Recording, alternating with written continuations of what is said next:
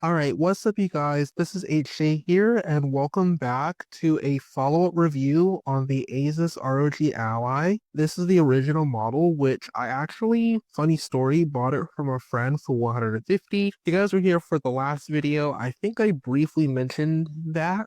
So in today's review, I'm just going to be covering the basics of this device and how it's held up over the past month, and what some of my pros and cons are with this device. Powering on the device for the first time. I haven't really been using this today that much, but I figured I would go ahead and turn this thing on so you guys can see what it looks like. It does have a 500 nit screen, so that is a very huge plus and a very huge pro for me, that I can use this thing outdoors in broad daylight and be able to see it perfectly fine. Now, the face buttons, everything still works. I've had no issues with sticking of the buttons or anything like that. The Joy-Cons, or not Joy-Cons, joysticks were perfectly fine. And the screen actually is still holding up really well. I've actually unsurprisingly have dropped this thing a couple times and the screen is still fine. Now on top, I do want to mention that the micro SD card reader still has issues where it won't recognize my SD card. That's likely due to the thermal constraints of this device, that I've had issues where the SD card, when I insert it, will either get hot or it just won't recognize. And also, just in general, this is a really nice device. Now, I did fire up some games on this. I played Destiny 2.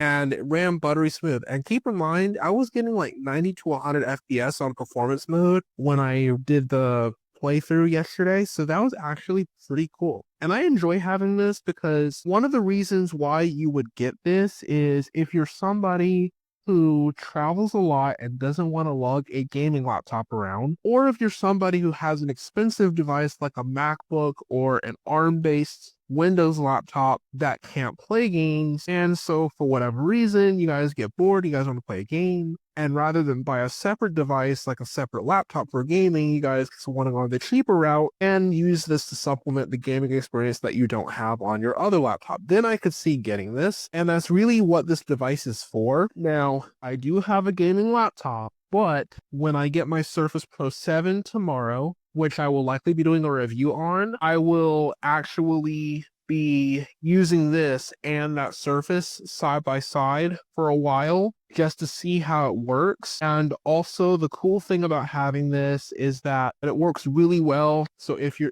guys, like I said, if you guys do travel a lot, which sometimes I travel quite a bit, it's good to have, because at the end of the day, it's really going to, well, let me backtrack. So it's like it has a perfect form factor for them. That's all I'm saying. Now, what I don't like about this thing is the fact that it's not the ROG Ally X. And what I mean by that is it doesn't have the additional RAM, and also the battery's not doubled. Now, why is that a huge issue for me when I only whip this out every so often? Well, because the ROG Ally X, for one, would fix my SD card reader problem, which is a huge complaint I have about this, another complaint. Also, the ROG Ally X, believe it or not, while it's slightly thicker, that battery capacity really would give me a very big boost in my being able to use it for long periods, especially when I'm playing like indie games or like low demanding titles like Minecraft or whatnot.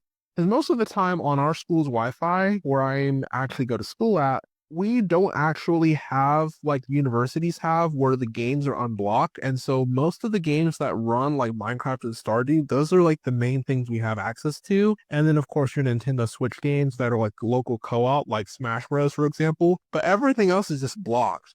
Having something like that ROG Ally X would, for one, probably give me better battery than this for my use case, but also it just seemingly is just a better buy in my opinion. Like, I could easily use that extra 24 gigs of RAM and allocate 8 gigs in Armory Crate to the GPU, still have 16 gigs free and not even think about it. And also, The thing with the ROG Ally X is that it does not have the proprietary port on the top of it like the ROG XG mobile port. It actually has the two USB-C ports, one of which is USB 4. So if I wanted to connect a docking station to it and my charger separately and use use that as like a mobile PC with a Bluetooth keyboard, Bluetooth mouse, maybe have Ethernet running from time to time, that's actually pretty helpful to have two USB-C ports because I walk over here, the only thing I have that gives me the ability to do that is this pass-through charging docking station.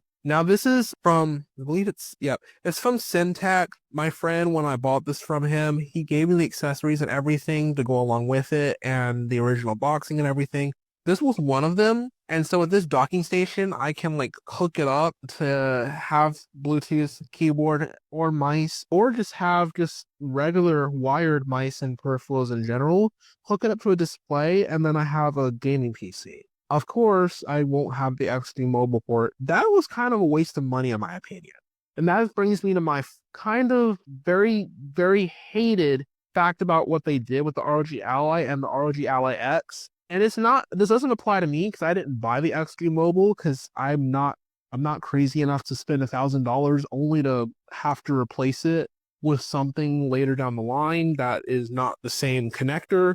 But that's essentially what ROG did. They pulled the rug from under the people who bought the ROG XG Mobile. Whereas, like, if you had that device, that external GPU, which was like $2,000 online, and you guys bought the ROG Ally X, you automatically lost $2,000 because your ROG XG Mobile would not work with the new ROG Ally X. Only Thunderbolt and Thunderbolt 3 eGPUs would work with it. And so you were stuck with a $2,000 eGPU that you that you cannot return, that they would not refund you anything for. You're just stuck with it, only to use it with your old ROG Ally if you still kept it. Which is the major drawback with that, is that they pulled the rug from under people who bought that. I mean, I understood it in a way because it's like they were trying to redo the hardware, but at the same time, it wasn't even like a year, 2 years before they did it. Now, if they would have waited 5 years, I could have seen them getting away with it because then at that point, you've probably worked or other stuff, earned back, recouped somehow the money that you spent on the XD Mobile. But 1 to 2 years, I mean, I've already gotten rid of the XD Mobile port. So you're basically made a $2,000 purchase that you're stuck with and have buyer's remorse for life. That is kind of I wouldn't call it a dirty, underhanded move, but it's certainly a crazy move in my book, and I don't like what they did with that. Luckily, I didn't buy that, so I'm safe, but I feel bad for those who did because personally, I really empathize because a lot of people they spend money on those things and then they actually get deep into a hole in sort of a way financially because the budget that they have, and not this doesn't apply to everybody, but for some the budget they have is tight. So if they buy something like that or they use a firm to pay for it or whatever, then it's not really fair to them because now they have to not only worry about what they just spent money on, but they can't get rid of it, or they could sell it, but they wouldn't get all the money back, or they would not be able to return it if they bought it like more than 30 days ago. So it's like this kind of, really affects them heavily. And for those who can afford to spend the money and lose it, I guess they would have just sold it to somebody who had the original anyways, and they probably would be financially okay. But this is some weird move by Asus, and I don't know why they did that.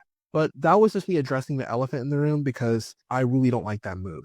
But the good thing about this thing, again, which I've talked about in the previous video, is also the speakers. So one of the real reasons why I really like the speakers on this device is because they're actually coming at you. So it's really not like firing onto a table, bouncing back up, not coming from the inside of the device. No, they're actually coming at you, which for one makes it sound louder, but also no distortion because it's coming straight at you.